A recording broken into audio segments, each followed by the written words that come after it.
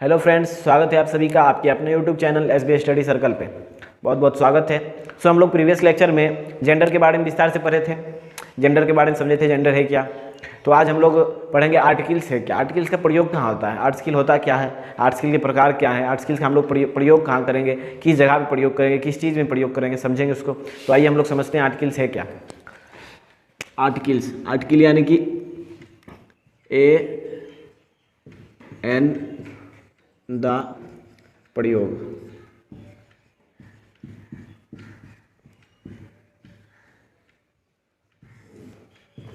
AN the का प्रयोग, AN the का प्रयोग जहां भी होगा हम समझ जाएंगे कि आर्टिकल्स है। जहां भी AN द का प्रयोग हो उसे हम आर्टिकल्स कहेंगे। जहां AN द दिखे समझ जाएंगे आर्टिकल्स है। आर्टिकल्स का प्रयोग हम लोग नाउन के साथ करते हैं। नाउन किसी भी नाम ही के साथ हम लोग आर्टिकल्स लिख सकते हैं। जैसे एडजेक्टिव है, यानी कि मान लीजिए सुंदर है, सुंदर में हम ए लगा सकते हैं, नहीं लगा सकते, एन है लगा सकते हैं, नहीं लगा सकते, क्योंकि हम लोग एडजेक्टिव यानी विशेषण हो गया, विशेषता में एक लिखे, एक विशेषता हो सकता है, एक सुंदर हो सकता है, तो उसे हम गिन नहीं सकते सुंदरता को। उसी तरह हम लोग नाउन्स के साथ आर्टिकल्स लिखते हैं। तो इस पॉइंट को भी नोट कर लीजिए। आर्टिकल्स का प्रयोग, आर्टिकल का प्रयोग नाउन के साथ करते हैं, ठीक है। आर्टिकल का प्रयोग हम लोग कहाँ करेंगे, नाउन के साथ, ठीक है। अब आर्टिकल को दो भागों में बांटा गया, इंडेफिनिट आर्टिकल और डेफिनिट आर्टिकल, ठीक है। आर्टिकल्स को दो भागों में बांटा गया,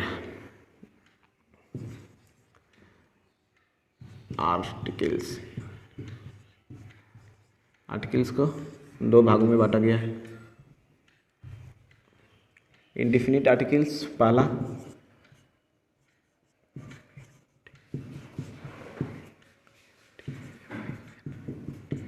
इंडेफिनिट आर्टिकल,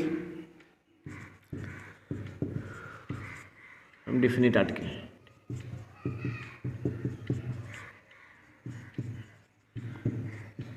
इंडेफिनिट आर्टिकल और डेफिनिट आर्टिकल। यहाँ पे एन का प्रयोग होगा। इंडेफिनिट आर्टिकल मतलब कि जहाँ पे एन का सिर्फ प्रयोग हो, दा का प्रयोग वहाँ नहीं हो, सिर्फ एन का प्रयोग हो। जहाँ एन का प्रयोग हो उसे हम इंडेफिनिट कहेंगे, और जहाँ सिर्फ दा का प्रयोग हो, जहाँ दा का प्रयोग हो उसे हम डिफरेंट आर्टिकल कहेंगे। मतलब समझ गए, जहाँ पे एन का प्रयोग हो उसे हम इंडेफिनिट आर्टिकल्स कहेंगे, और जहाँ दा का प्रयोग होगा उसे हम डेफिनिट आर्टिकल्स कहेंगे, ठीक है। तो इसको समझिए। उसके बाद इसे एग्जाम्पल से समझेंगे कहाँ कहाँ लिखा जाता है, फिर समझेंगे कि सिर्फ एन दा का प्रयोग कहाँ होगा, फिर दा का प्रयोग कहाँ होगा, ये समझेंगे, ठीक है। तो पहले इसको समझिए। आर्टिकल्स यानी कि दा का प्रयोग, जहाँ पे दा का प्रयोग होगा, एन दा का प्रयोग ही आर्टिकल्स कहलाता है, ठीक है। जहाँ पे एन दा का प्रयोग होगा, सिर्फ एन दा, यानी देखिए हमको एन दा जहाँ दिख रहा है तो हम समझ जाएंगे कि आर्टिकल्स का वहाँ प्रयोग हो रहा है। फिर आर्टिकल्स का प्रयोग हम लोग कहाँ करेंगे, नाउन में करेंगे। हम एडवर्ब में नहीं कर सकते हैं, वर्ब में, प्रीपोजिशन में नहीं कर सकते, हम सिर्फ नाउन यानी नाम के साथ हम आर्टिकल लिखते हैं, ठीक है। और आर्टिकल्स को फिर दो भागों में बांटा गया है, ठीक है। यानी पहला है इंडेफिनिट आर्टिकल, दूसरा है डेफिनिट आर्टिकल, ठीक है। इंडेफिनिट आर्टिकल किसे कहेंगे, जहाँ एन दा का प्रयोग हो, सिर्फ एन दा का प्रयोग हो तो उसे हम इंडेफिनिट आर्टिकल कहेंगे। डेफिनिट आर्टिकल जहाँ दा का प्रयोग हो, जहाँ दा का सिर्फ दा का प्रयोग रहेगा उसे हम डिफरेंट आर्टिकल कहेंगे। इसका एग्जाम्पल से भी समझते हैं कि नाम के साथ कैसे प्रयोग होगा और दूसरे के साथ कैसे प्रयोग होगा। तो आइए देखिए इसका एग्जाम्पल में पहले इसको सिर्फ इसमें ए अथवा क्रॉस भरे, ठीक है। इसमें सिर्फ हमको ए और अथवा क्रॉस भरना है, ठीक है। पहला example, Rekha is dash girl. दूसरा है पूजा इज डैश ब्यूटीफुल गर्ल। तो आइए तीसरा एग्जाम्पल देखिए। राम ने, पहले देखिए इसी में, Pooja is dash very beautiful girl.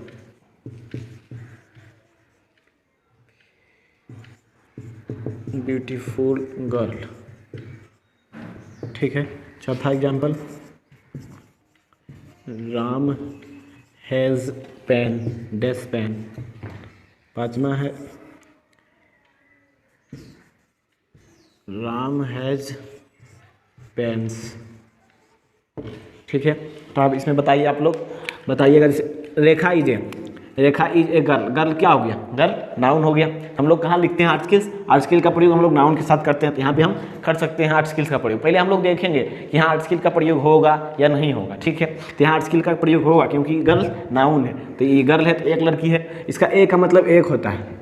ठीक है, एन का मतलब भी एक होता है और दा का मतलब वो वाह होता है। ठीक है, तो हम लोग ये रेखा इज ए गर्ल, गर्ल है तो वह एक ही है, तो उसके साथ हम ए लिख सकते हैं। यहाँ भोवेल रहता है यदि, तो ये हम लोग पढ़ेंगे कि एन का प्रयोग फिर कहाँ करेंगे, ए एन का प्रयोग कहाँ करेंगे। तो ये गर्ल है तो यहाँ भोवेल रहता तो हम लोग समझ जाते एन भी लिखा सकता है, लेकिन सिर्फ यहाँ ए लिखाएगा। ठीक है, फिर Pooja is a beautiful girl, beautiful girl, beautiful को हम गिन सकते हैं, हम लोग नाउन के साथ लगाते हैं आर्टिकल्स, तो यहाँ पे हम लोग आर्टिकल्स नहीं लगाएंगे क्योंकि यहाँ ब्यूटीफुल ये एडजेक्टिव हो गया, ये विशेषण हो गया, इस विशेषता बदला रहा, तो हम लोग समझ जाएंगे कि यहाँ पे आर्टिकल्स का प्रयोग नहीं होगा। Pooja is a very beautiful girl, इसके साथ भी आर्टिकल्स का प्रयोग नहीं होगा क्योंकि समझ रहे हैं यहाँ भी एडजेक्टिव बता रहा है, यहाँ भी इसका गुण बता रहा है, यहाँ नाउन नहीं बता रहा, तो यहाँ भी आर्टिकल्स का प्रयोग नहीं होगा। Ram has a pen, Ram has a pen, Ram के पास कलम है, तो एक कलम है तो पेन क्या हो गया, नाउन हो गया, तो हम यहाँ पे आर्टिकल्स का प्रयोग कर सकते हैं, तो ए लिखेंगे यहाँ पे। यहाँ पेन्स है, यहाँ बहुत ज़्यादा हो गया, एक से अधिक हो गया, तो हम जहाँ आर्टिकल्स का प्रयोग कहाँ करेंगे, जहाँ एक रहेगा, एक से अधिक रहेगा, वहाँ पे नहीं प्रयोग होगा। ठीक है, तो यहाँ भी सिर्फ यहाँ क्रॉस लगेगा, यहाँ आर्टिकल्स का प्रयोग नहीं होगा। ठीक है, तो आइए हम लोग समझेंगे। अब दा, जैसे दा, कहीं पे दा लिखते हैं, कहीं पे दी लिखते हैं, तो हम लोग THE को कहीं दा लिखते हैं और कहीं दी पढ़ते हैं। इसका मतलब कहाँ प्रयोग हम करेंगे, कि किस वर्ड में हम लोग दा लिखेंगे और किस वर्ड में हम दी लिखेंगे, उसको समझते हैं। आइए,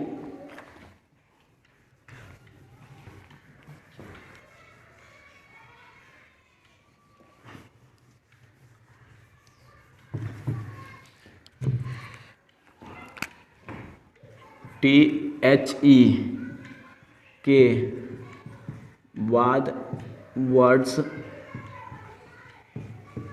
का पहला अक्षर वोवेल रहने पर हम दी पढ़ते हैं। यदि कोई वर्ड्स है उसका दा लिखा रहेगा, उसके बाद कोई वर्ड्स है उसके पहले दा है, लेकिन वर्ड्स के शुरू में यदि वोवेल है, यदि पहला अक्षर वोवेल है तो हम लोग वहाँ दी पढ़ेंगे, दा को मतलब THE को दी पढ़ेंगे, फिर समझेंगे कि दा कहाँ पढ़ेंगे। ठीक है, जैसे इसका एग्जाम्पल देखिए, एग्जाम्पल दी अर्थ, इसका पहला दा है, इसके बाद का वर्ड है ये पूरा, उसका पहला अक्षर ई है, यानी कि वोवेल है। वोवेल जहाँ रहेगा, दा के बाद का मतलब THE के बाद का वर्ड, THE के बाद जो वर्ड रहेगा उसका पहला अक्षर यदि वोवेल है तो हम उसको दी पढ़ेंगे। ठीक है, दी। यदि कॉन्सोनेंट रहेगा तो हम उसके साथ दा पढ़ेंगे। तो उसी का है दूसरा थी, दा के बाद वर्ड्स रहने पर वर्ड्स का पहला अक्षर कॉन्सोनेंट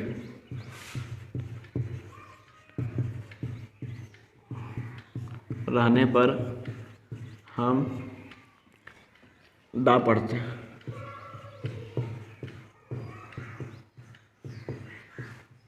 यदि दा के THE के बाद का वर्ड्स का पहला अक्षर, THE के बाद का जो वर्ड है उसका पहला अक्षर यदि कॉन्सोनेंट रहेगा तो हम लोग दा पढ़ेंगे। जैसे एग्जांपल देखिए इसका, द सन। ठीक है, तो ये देखिए दा है, उसके बाद का जो वर्ड है उसका पहला लेटर कॉन्सोनेंट है, हम लोग इसको दा पढ़ेंगे। दा और दी पढ़ते हैं ना, उसी के लिए दो नियम बना दिया गया। दा के बाद का वर्ड का पहला अक्षर, दा के बाद जो वर्ड रहेगा उसका पहला अक्षर यदि वोवेल है तो हम दी पढ़ेंगे। ठीक है, और यदि कॉन्सोनेंट है तो हम लोग दा पढ़ेंगे। ठीक है, समझ गए होंगे।